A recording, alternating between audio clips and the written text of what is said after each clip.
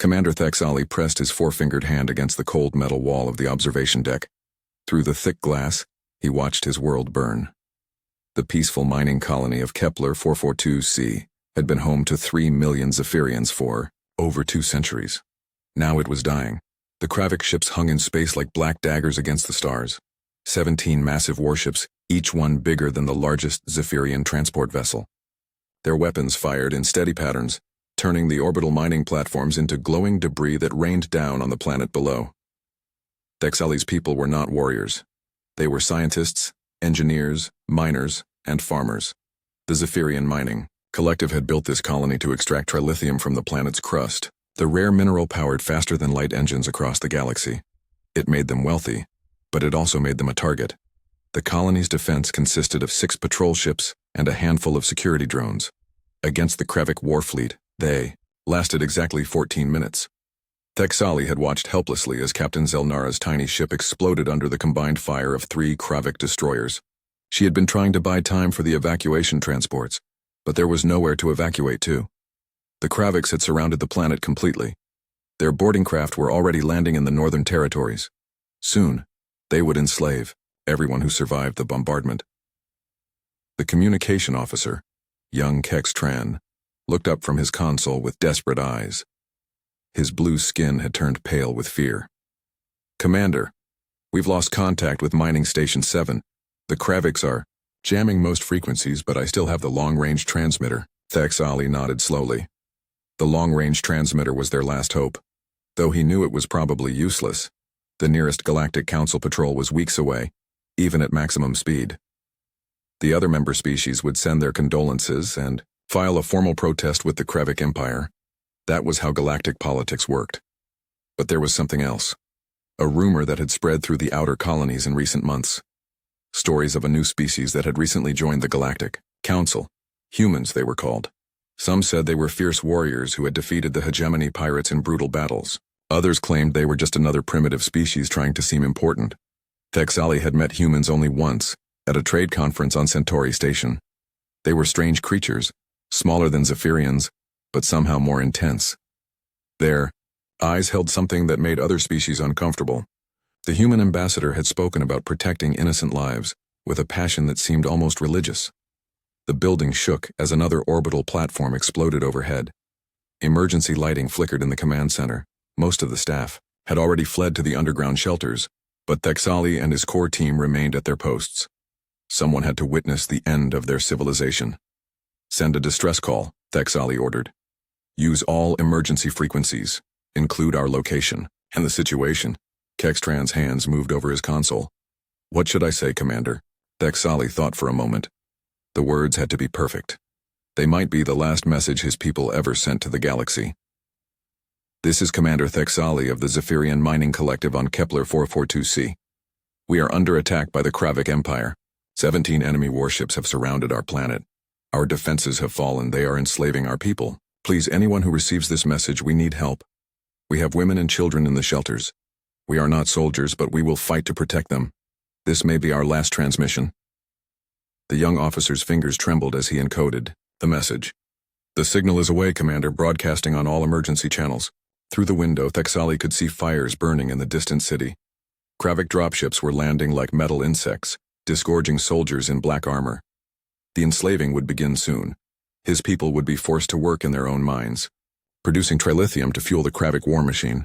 An explosion much closer than the others shook the building. Emergency alarms began wailing throughout the complex. Security Chief Mordak burst through the door, his uniform torn and bloody. "Commander, Kravik ground forces are advancing on the primary mining facility. They'll be here within the hour. We need to evacuate to the deep shelters now." Thexali looked at his small team. These brave souls had stayed with him when they could have run. Kex Tran was barely out of training. The others had families waiting in the shelters below. They deserved to live, even if it meant slavery. "Go," he told them. "Get to the shelters. Help organize the survivors." "What about you?" Mordak asked. "I'll stay and monitor communications. If help comes, someone needs to coordinate with them." It was a lie, and they all knew it. No help was coming. The nearest human territory was 3 days away at maximum hyperspace speed. Even if they had received the message, even if they cared about unknown aliens, they would arrive to find only Kravik slave camps, But Thexali could not abandon hope entirely. As a scientist, he had studied probability all his life. The chances were minimal, but they existed. Perhaps somewhere in the vast galaxy, someone had heard their call and was coming. The others reluctantly left for the shelters. Thexali remained, alone in the command center, watching the displays that showed the systematic destruction of his civilization. The Kraviks were efficient. They targeted military installations first, then government buildings, then infrastructure. Always they preserved the mines and the workers needed to operate them. He thought about his daughter, safe on the colony world of New Zephyr, studying xenobiology at the university there. At least she would survive, even if he did not. Perhaps she would remember him as more than just another failed colonial administrator who lost his world to slavers. The communication console beeped softly. Kextran had left the long-range receiver active before fleeing. Thexali checked the display, expecting to see automated responses from distant council stations acknowledging receipt of his distress call. Instead, he saw something impossible. A response transmitted on military frequencies with a timestamp showing it was sent just 2 hours after his original message. Zephyrian Mining Collective, this is Admiral Sarah Chen of the 3rd Human Expeditionary Fleet.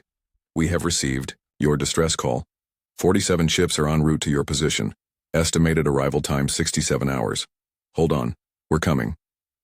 Thexali stared at the message for a long time. 47 ships meant a significant fleet, not just a token rescue force. But 67 hours was too long. The Kraviks would have completed their conquest by then. Still, someone had answered. Someone cared enough to try. He encoded a response quickly. Admiral Chen, this is Commander Thexali. Thank you for responding. The Kravik Empire has 17 warships in our system. We have limited time before complete occupation. Any assistance appreciated. As he sent the message, explosions echoed from the upper levels of the building. The Kraviks had arrived. Thexali gathered the few weapons in the command center and prepared to make his final stand.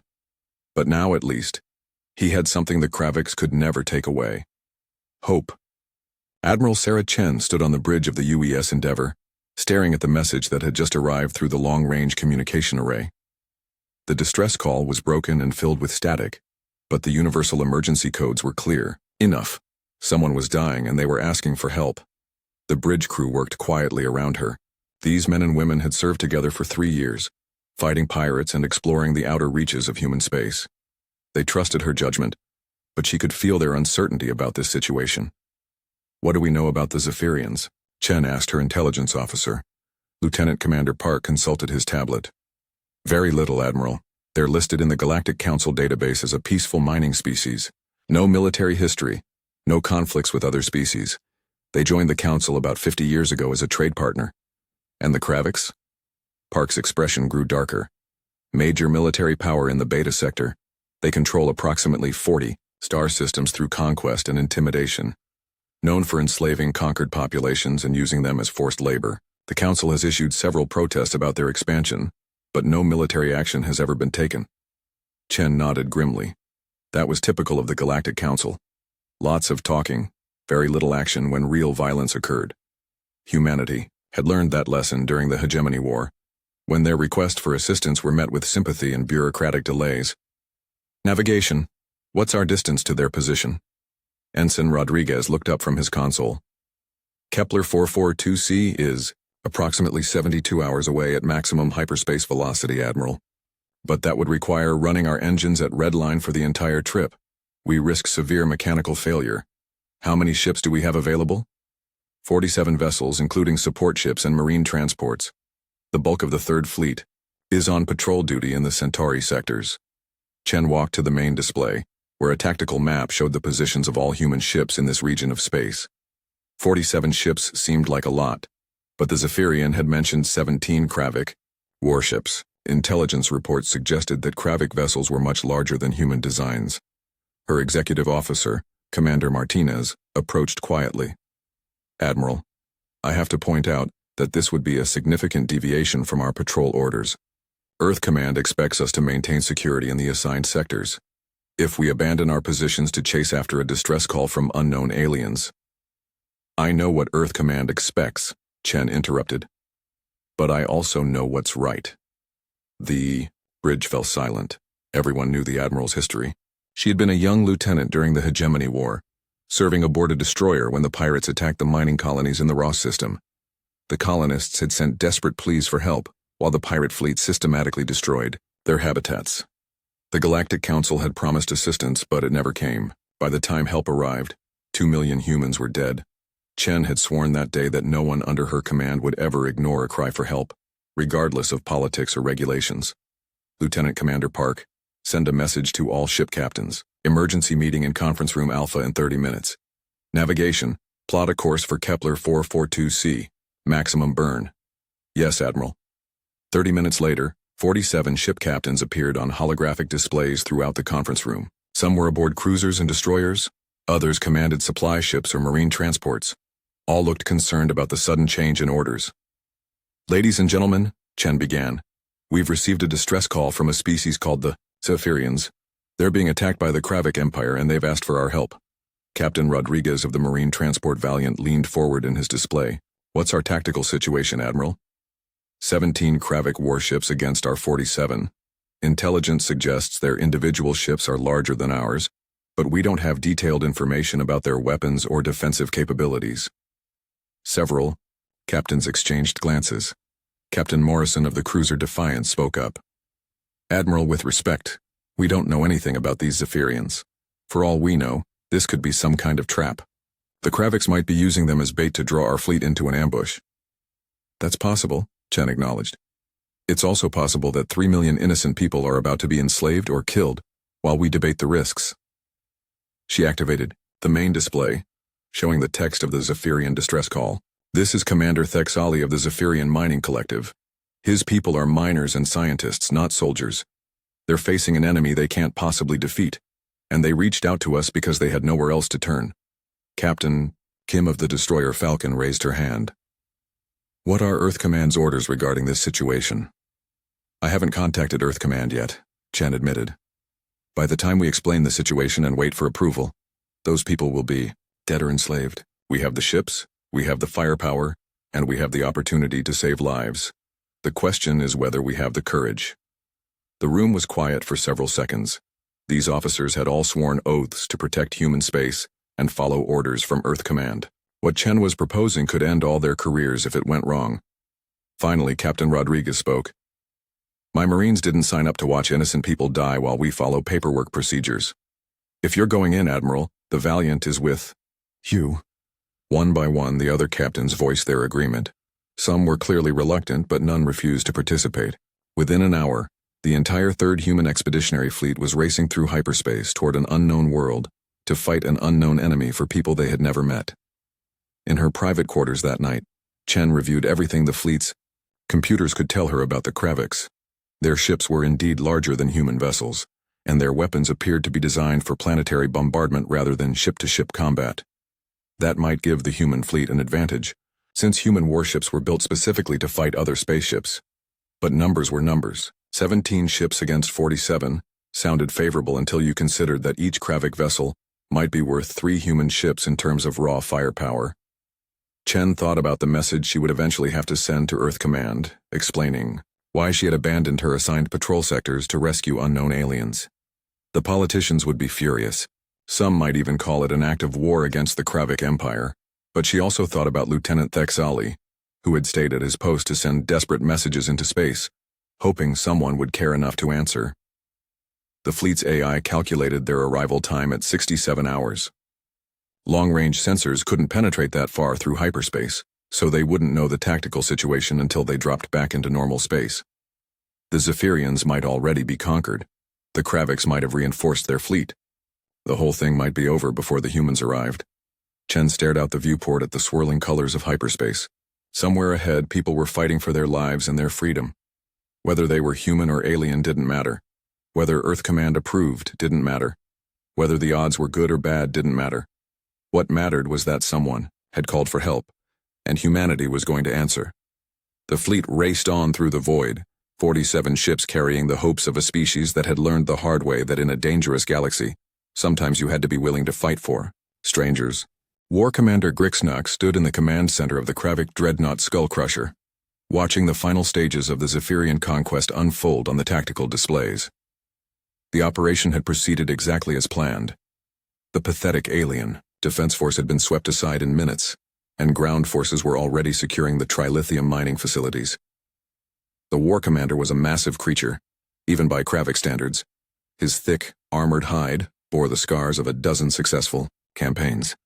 Red eyes glowed with satisfaction as he observed the systematic destruction of Zephyrian orbital platforms. Each explosion represented thousands of tons of valuable infrastructure that would soon belong to the Kravik Empire. "Status report," Grixnak commanded, his voice a deep rumble that made the bridge crew snap to attention.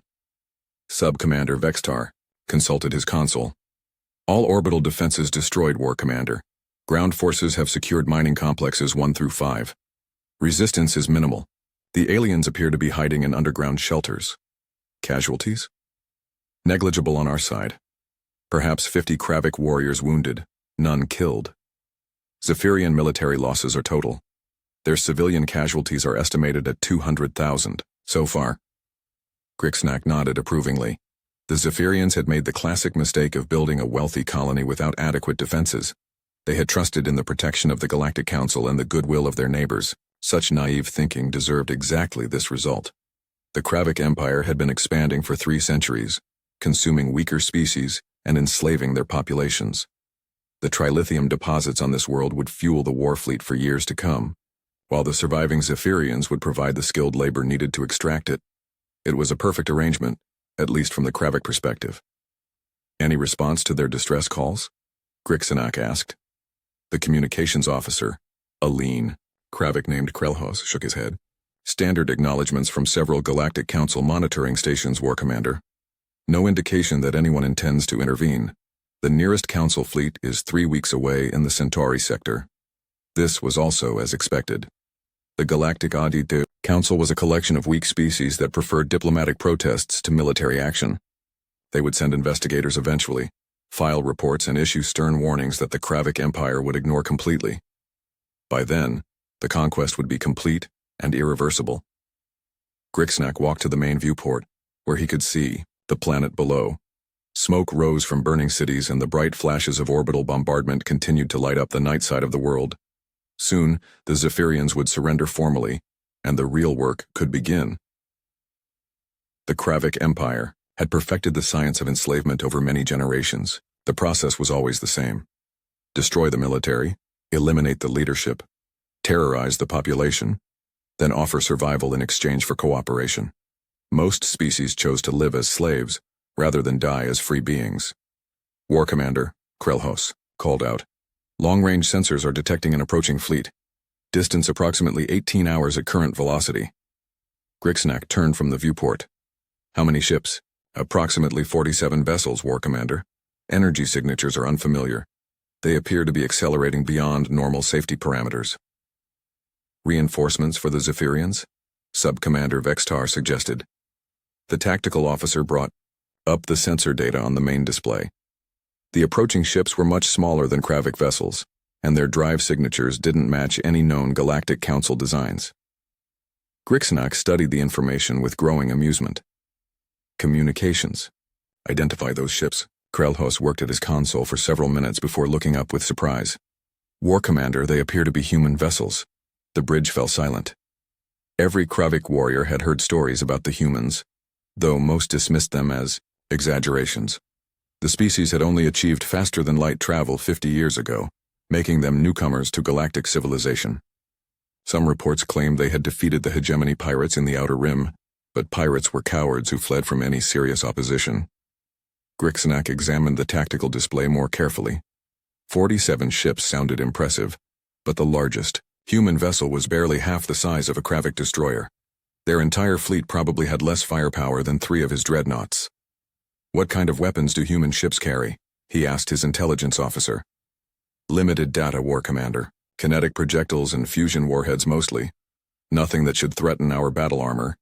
Their ships are fast but lightly built, designed for patrol duty rather than major fleet engagements." Grixnak laughed, a sound like grinding metal. "So the humans think to play hero for these pathetic Zephyrians, how amusing. Krelhos, send them a message. Warn them to turn back or be destroyed." The communications officer nodded and began composing the transmission. Standard Kravik doctrine was to offer enemies one chance to retreat before destroying them. It was more efficient than fighting unnecessary battles. Minutes later, the reply came back. Krelhos looked confused as he read it. "Well?" Grixenak demanded. They said to prepare for justice, War Commander." The bridge crew exchanged glances. Justice was not a concept that translated well into Kravik thinking. Their society was based on strength and conquest. The strong took what they wanted from the weak. Where was the justice in that equation? Tactical, what's our current formation? Standard orbital bombardment pattern, War Commander. All ships positioned to maintain fire on surface targets. The humans will arrive from the outer system. Grixenak considered this. His ships were currently optimized for attacking the planet, not for fighting other spacecraft, but it hardly mattered. Even in bombardment formation, his 17 dreadnoughts carried enough firepower to vaporize the approaching human fleet. "Brittany, current positions," he ordered. "When the humans arrive, destroy them quickly. I want to return to the business of civilizing these Zephyrians." Subcommander Vextar approached carefully. "War Commander, should we recall our ground forces? If there's to be a battle, unnecessary. The humans will be dead within an hour of arriving. Besides, our warriors are busy rooting Zephyrians out of their hiding places. I won't interrupt important work for such a minor threat." On the tactical display, the human fleet continued its approach. Sensors showed they were still accelerating, pushing their engines beyond recommended safety limits. Grixenak almost admired their determination, even if it was foolish. He had commanded the Kravik war fleet for 15 years, conquering dozens of worlds and enslaving millions of beings. No enemy had ever stood against his ships and survived. These humans would learn the same lesson as all the others. The Kravik Empire took what it wanted, and anyone who tried to stop them died. The war commander returned to his command chair, settling his massive bulk into the specially reinforced seat. Around him, his crew prepared for what they expected to be a brief and one-sided battle. Weapon systems powered up, shields strengthened. Targeting computers locked onto the approaching human vessels. In 18 hours, the humans would drop out of hyperspace into what they probably thought was a rescue mission. Instead, they would find themselves facing the full might of the Kravik war fleet in a battle they could not possibly win. Grixenak smiled, revealing rows of razor-sharp teeth. He almost felt sorry for the humans. They seemed to care about these Zephyrians for some incomprehensible reason. That compassion would be their weakness, and it would get them all killed. But first, they had to arrive. The war commander settled back to wait, watching the countdown timer that marked the approaching moment when 17 Kravik dreadnoughts would teach humanity a lesson about the realities of galactic warfare. The human fleet dropped out of hyperspace like angry hornets emerging from a disturbed nest. Admiral Chen felt the familiar sensation of reality reassembling itself as the ships transitioned back to normal space. On the main display, the Kepler 442 system spread out before them in all its burning glory. "Tactical report," Chen ordered immediately. Lieutenant Commander Park's fingers flew over his console. 17 Kravik vessels in orbit around the planet. They're arranged in bombardment formation, not battle line. Multiple fires visible on the surface. I'm reading massive civilian casualties from the preliminary bombardment. Chen's jaw tightened. Through the viewport, she could see the Kravik ships hanging over the planet like black vultures. They were enormous, each dreadnought easily 3 times the size of her flagship. But something about their positioning bothered her. "They're not ready for a fleet engagement," she observed. "They're set up to shell the planet, not fight other ships." Commander Martinez nodded from his station. "Classic mistake, Admiral. They probably didn't expect anyone to actually respond to the distress call." "Their loss," Chen replied grimly. "All ships, execute Thunder Run formation.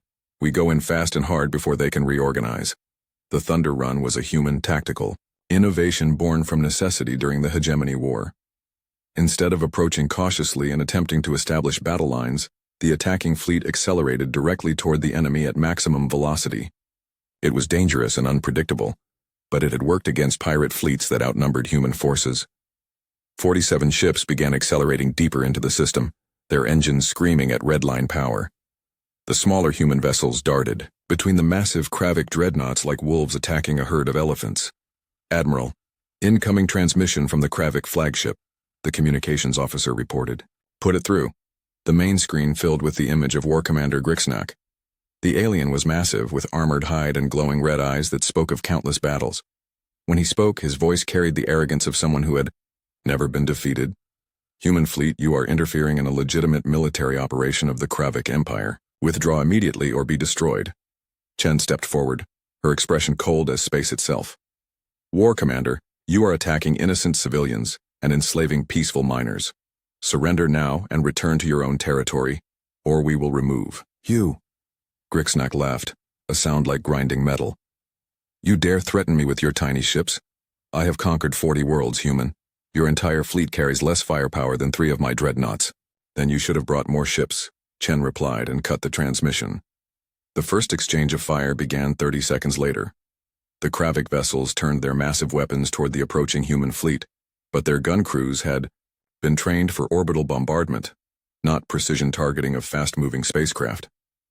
Chen watched the tactical display as bright lances of energy stabbed out from the enemy ships. Most missed entirely as the human vessels weaved and ducked between the incoming fire. Those that hit struck glancing blows against rapidly moving targets. All ships, weapons free, Chen commanded. Target their engines and weapon systems.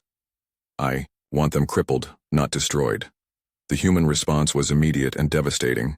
Instead of the massive energy beams favored by the Kraviks, human ships fired streams of relativistic kinetic projectiles and fusion torpedoes. The weapons were smaller but much more accurate, designed specifically for ship-to-ship combat.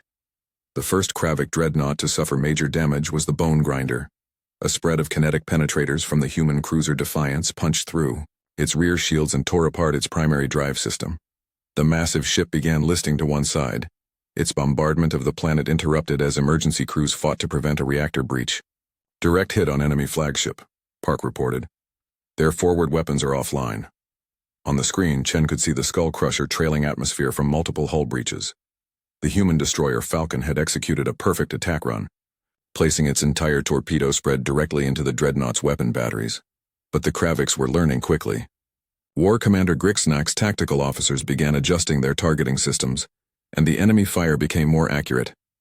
The human frigate, Courageous, took a direct hit from a Kravik plasma cannon and exploded in a brief flash of nuclear fire. Courageous is gone, Martinez reported grimly. 200 souls aboard. Chen felt each loss like a physical blow, but she couldn't allow grief to interfere with command decisions. Continue the attack. All ships maintain maximum acceleration. The battle became a deadly dance of giant ships trying to swat fast-moving attackers. The human vessels used their superior speed and maneuverability to stay inside the Kravik weapon arcs, hitting and running like ancient cavalry charges. Captain Rodriguez aboard the Marine Transport Valiant had his own mission. While the fleet engaged the Kravik ships, his assault craft launched toward the planet's surface. The transport's defensive systems were strained to the breaking point as Kravik fighters tried to intercept the landing force. Admiral, this is Rodriguez. We're taking heavy fire, but the Marines are away. Estimate 30 minutes until ground contact. Understood, Captain. Give them hell. On the surface, the situation was even more desperate than the space battle. The Kravik ground forces had surrounded the remaining Zephyrian settlements, systematically, eliminating any resistance. General Vorthak commanded 10,000 Kravik warriors equipped with heavy weapons and armored vehicles. The human Marines numbered only 800. Major Lisa, John crouched in the smoking ruins of what had been a Zephyrian school, studying the tactical situation on her portable display. Around her, the Marines of 2nd Battalion prepared their weapons and checked their armor one final time. Listen up, people, she broadcast on the unit frequency. We've got 10,000 hostiles between us and 3 million innocent civilians. The odds suck, but that's why they pay us the big money. Sergeant Williams, a grizzled veteran of the HFY War, grinned fiercely. Ma'am, when has the Corps ever worried about fair fights? Never, Sergeant. That's why we're going to win. The first human assault began at exactly the same moment that Admiral Chen's fleet achieved a breakthrough. In the space battle, 3 more Kravik dreadnoughts had been crippled or destroyed, and the survivors were beginning to break formation. On the ground, the Marines attacked with a ferocity that shocked the Kravik warriors. Instead of the cautious defensive tactics favored by most Galactic Council species, the humans charged directly into enemy positions. They used explosives, close-quarters weapons, and sheer determination to break through lines that should have held against 10 times their numbers. Major Zhang led the assault on Mining Complex 3, where intelligence suggested the largest group of Zephyrian civilians was being held. The Kravik defenders fought hard, but they had never faced an enemy that seemed to consider death an acceptable price for protecting strangers. Private Johnson died, clearing a bunker with grenades so his squad could advance. Corporal Martinez held a choke point for 15 minutes against overwhelming odds, buying time for evacuating civilians. Lieutenant Kim led a bayonet charge against Kravik armor, somehow surviving to reach the enemy command post. In space, the battle was reaching its climax. War Commander Grixnak watched in disbelief as his seemingly invincible fleet was torn apart by ships a fraction of their size. The humans fought with a precision and intensity he had never encountered in 40 years of warfare. War Commander, we must withdraw. Sub-Commander Vextar urged. We've lost 11 ships. The humans are coordinating their attacks perfectly. Grixnak stared at the tactical display where red icons marked the destroyed or crippled Kravik vessels. Impossible. No one had ever defeated a Kravik warfleet. These humans were supposed to be primitives, newcomers to galactic civilization. The Skull Crusher shuddered under another torpedo spread from the human cruiser Intrepid. Warning alarms blared throughout the ship as damage control teams struggled to maintain life support. Signal the retreat, Grixnak ordered, the words tasting like poison in his mouth. But it was too late.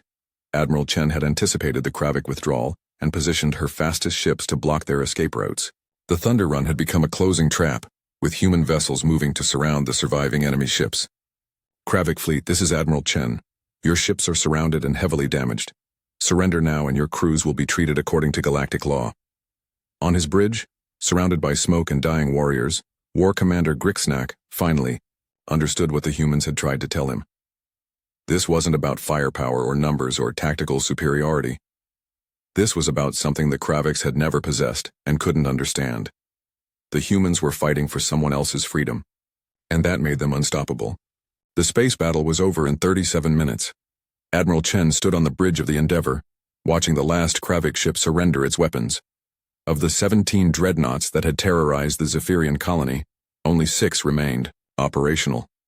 The rest floated as burning debris or powerless hulks drifting between the planets. The human fleet had paid its own price. 3 ships destroyed, 2 more crippled beyond repair, and over 400 casualties. But they had won, and more importantly, they had saved the Zephyrians from slavery. Admiral, incoming transmission from the Kravik flagship. Lieutenant, Commander Park reported. The main screen showed War Commander Grixnak one final time.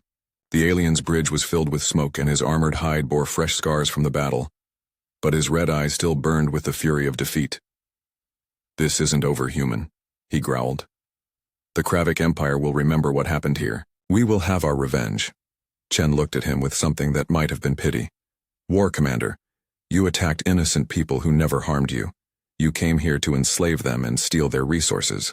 The only thing you should remember is that when you prey on the helpless, someone might decide to stop you. She nodded to the communications officer, and the transmission ended. Within an hour, the surviving Kravik ships were limping away toward their own territory, beaten and humiliated by an enemy they had underestimated completely. On the planet's surface, the ground battle was reaching its own conclusion. Major Zhang crouched beside a wounded Zephyrian child in the ruins of Mining Complex 3, while her medics worked frantically to save the alien's life. Around them, the sounds of combat were finally fading as the last Kravik positions fell to human assault teams. General Vorthak, the Kravik ground commander, found himself surrounded in what had been the Colonial Administration building. His 10,000 warriors had been routed by 800 human marines who fought like demons possessed. It was impossible, but the evidence was all around him in the form of destroyed vehicles and fallen Kravik soldiers. General, we've lost contact with the fleet, his aide reported. Long-range sensors show human ships in control of orbital space. Vorthak closed his eyes and tried to understand how everything had gone so wrong. The humans had charged directly into superior numbers, taking casualties that should have broken any reasonable species. But instead of retreating, they had fought even harder when their comrades fell. A voice called out from the rubble-filled street outside. Kravik forces, this is Major Zhang of the Human Marine Corps. Your fleet has been defeated and is withdrawing from this system. You are surrounded and cut off from support. Surrender now, and you will be treated humanely. The general looked around at his remaining troops. Less than 3,000 were still combat effective and their ammunition was running low. The humans had somehow coordinated their space and ground operations perfectly, timing their attacks to achieve maximum psychological impact. What are your terms? Vorthak called back. Immediate cessation of hostilities. All Kravik forces to lay down weapons and assemble in designated areas for transport off-planet. Any Zephyrian civilian still in your custody to be released immediately, and unharmed. It was a fair offer, more generous than the Kraviks would have provided in a similar situation. Vorthak keyed his communicator to the general frequency. All Kravik units. This is General Vorthak. Cease fire and prepare to surrender. The operation is terminated. Later that day, Admiral Chen walked through the ruins of the Zephyrian colony's main settlement. The damage was extensive, but the human fleet's quick arrival had prevented total destruction. Millions of Zephyrians were emerging from their underground shelters, blinking in the sunlight and hardly daring to believe they were free. Commander Thexali approached her slowly. The Zephyrian leader looked exhausted, his blue skin pale from the stress of the last few days. But his eyes held something Chen had seen in the faces of other survivors. The recognition of a debt that could never be repaid. "Admiral Chen," he said in accented but clear English, "I don't know how to thank you. When I sent that distress call, I never really believed anyone would come, especially not from so far away." Chen looked around at the devastation, then at the human engineers already working alongside Zephyrian technicians to restore power and water to the settlements. "Commander, let me ask you something. If the situation were reversed, if humans were being attacked and you had the power to help, what would you have done?" Thexali considered the question seriously. I would like to think we would have helped. But honestly, Admiral, I'm not sure my people would have risked so much for strangers." "That's the difference between us and the Kraviks," Chen replied. "They see the galaxy as something to be conquered. We see it as something to be protected." A young human medic hurried past, carrying a wounded Zephyrian child toward the temporary field hospital. The child's parent followed, speaking rapid thanks, in their own language, to someone who couldn't understand the words but recognized the gratitude. "Your people fought very bravely today," Chen continued. "The ones who stayed at their posts, the ones who protected the civilians in the shelters, the ones who helped my Marines find the Kravik positions. Courage isn't about not being afraid. It's about doing the right thing even when you are afraid." In the days that followed, the full scope of the human victory became clear throughout the galaxy. News of the Battle of Kepler 442c spread rapidly through the trade networks and diplomatic channels. The Kravik Empire, which had seemed unstoppable for generations, had been defeated by a species most of the galaxy still considered newcomers. The Galactic Council called emergency sessions to discuss the implications. Some member species worried about human militarism and the precedent of unilateral intervention. Others quietly began reaching out to human diplomatic missions, wondering if mutual defense agreements might be possible. But the most significant change occurred among the ordinary citizens of 1,000 different worlds. For the first time in centuries, someone had answered a distress call with action rather than words. Someone had been willing to fight and die for strangers, simply because it was the right thing to do. 3 weeks later, Admiral Chen received a message from Earth Command. As expected, the politicians were furious about her unauthorized military action. There would be investigations, hearings, and probably court-martial proceedings for violating orders. She was reading the formal reprimand when another message arrived, this one from the Zephyrian Council of Worlds. It was a simple document, but its contents would change the balance of galactic power forever. The Zephyrians were requesting a formal military alliance with humanity, offering their industrial resources and technological expertise in exchange for protection from future aggression. Similar requests began arriving from other species within the week. The peaceful Altarians, who controlled several important trade routes, the scientific Keplerians, whose research stations were scattered throughout the Outer Rim. Even some of the warrior cultures began approaching human diplomats, offering tribute in exchange for non-aggression pacts. Chen smiled as she composed her report to Earth Command. The politicians could complain all they wanted about unauthorized actions and diplomatic complications. The fact remained that humanity had gained more allies in 1 month than the rest of the Galactic Council had managed in a century, and it had all started with a simple decision to answer when someone called for help. In his final report to the Galactic Council, Commander Thexali wrote, "We sent a distress call into the void expecting nothing. Instead, we discovered that humanity possesses something the galaxy desperately needs, the moral courage to risk everything for strangers. They came not because we could offer them anything in return, but because we needed help, and they had the power to provide it. If the Council is wise, they will recognize that humanity represents our best hope for a galaxy where the strong protect the weak instead of preying upon them." The report was filed, debated, and eventually archived in the Council's vast bureaucracy. But across thousands of worlds, ordinary people remembered the day when 47 human ships had raced across space to save 3 million aliens they had never met. And when the next distress call echoed through the darkness, they knew someone would be listening.